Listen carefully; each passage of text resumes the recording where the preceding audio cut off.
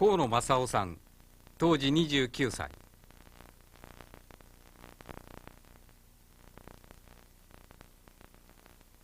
爆心地から 1.3 キロの宝町で被爆しました。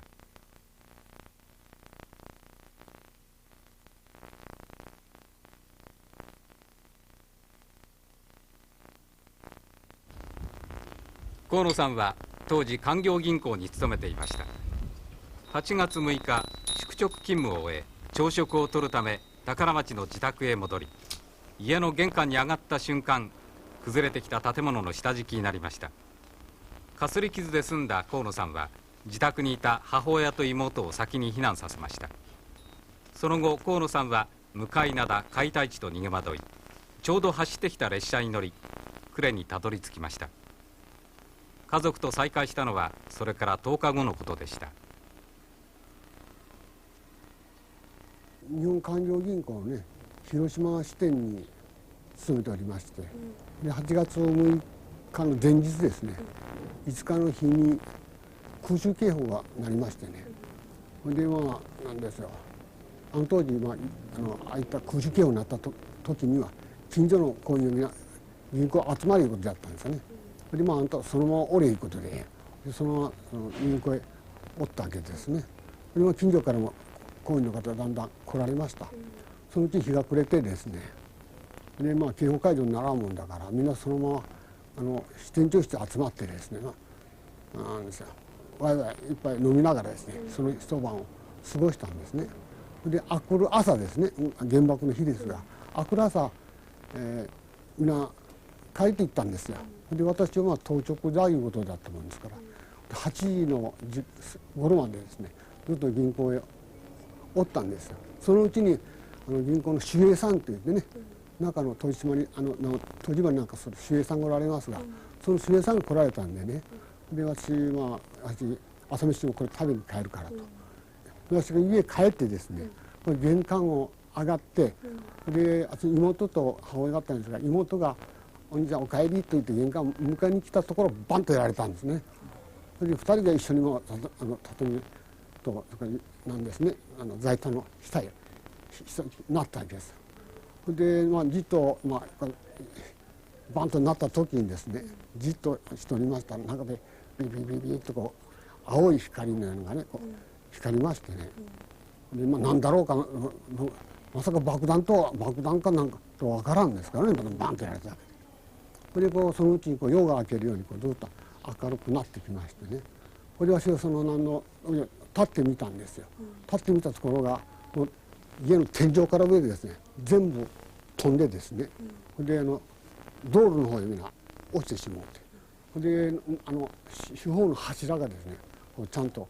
残っとって、妹がお母ちゃんあっちに離れの方おるから助けに来てくれるもんで、私は離れの方座敷へ行ったんです。離れ座敷はこのガラス張りの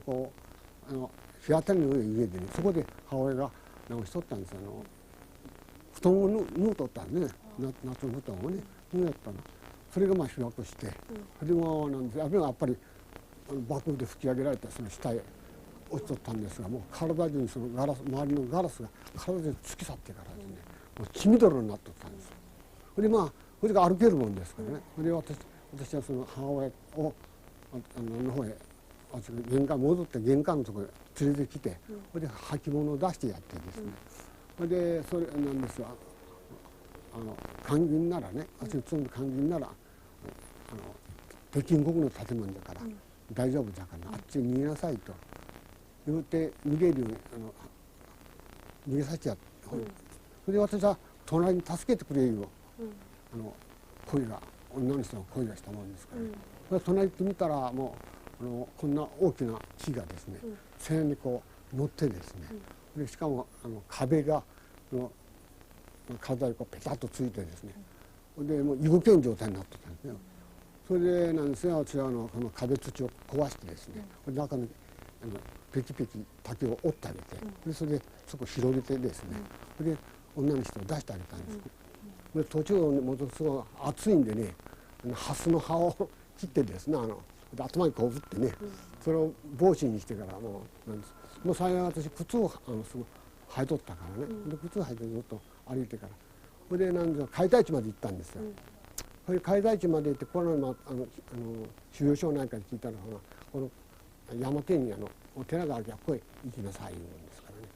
で上がって行ってみたら、もう海戸の中にはたくさんの人がずっとこうしておりました、収容されておりました。で私はもういっぱいだったから、縁側へこうつまず何して膝を曲げてですね、じっとこう待っとったんですね。そのうち今日が暮れてなんですね、そこで一晩過ごしたわけですが、もうその時も広島の方を見ますとね、真っ赤にもう広島市内が焼けてですね、これはすごいな、私の母親妹がね、そこでなんかうろうろしよるんじゃないかというようなこう心配でね、それで明くる朝なんですよ、環境銀行へ行きましてね、それで環境銀行へ行って中見たらもういっぱいなんかおりますよね、被災者が。で建物もなんですよ、なんで焼けてしもうて、中ガラガラですよね。それから鉄のなんですね、シャッターなんかにも爆風で飛んでからちょっとこう吹き上がってなってですね、これは悲惨な状態でしたね。誰も知ったもん誰もおらへんよね。これじゃあなんだ、どっかへおるんだろう、それで収容所入っとるんだろうということで、翌日からですね、コウモリ傘やらね、それからいろんな機材なんかを持ってですね、それで広島市内で探しに回ったんですね。あっちの府中の方からずっと恋の方ね、それから五日市、廿日市、ずっと今度は辺までこう見て回ったんですが、やっぱり見当たらなかったですね。あれを10日ぐらいしてからですね、ひょっこりおじの家ですね、はがきが来たんですね。それ今の最中の大竹というのがありますがね、ここの小学校におるからと会いました。2人元気でおりましてね、私原爆の受けましたけどね、幸いに怪我をしてないんですね。それにバーンとやられてですね、やられて当時顔にこう傷を受けました、受けてましたけども、光線を受けてないということと、それからやけどがないですね。それから大きな木の下になったりしなかったということで、幸いにですね、私は大きな原爆症というかね、それが発生しないでね、現在までずっとなんですよ、元気でこうやっておるわけですね。当時あの当時そうですね、原爆当時草や木がもう全然生えと、人間もね50年は住めないだろうと言われとったですね。で翌年ぐらいからこう木の芽がこう出てきたでしょ、原爆の跡地からね。木の芽や草がこう生えてきたから、これは大丈夫だとね、これは生きられるというふうにあの時は感じましたね。それから市内はどんどんこう復興してきましたけど、なんですね、原爆の後はみんな力を合わせてからって近年なんですね、復興しましたからね。それなんですね、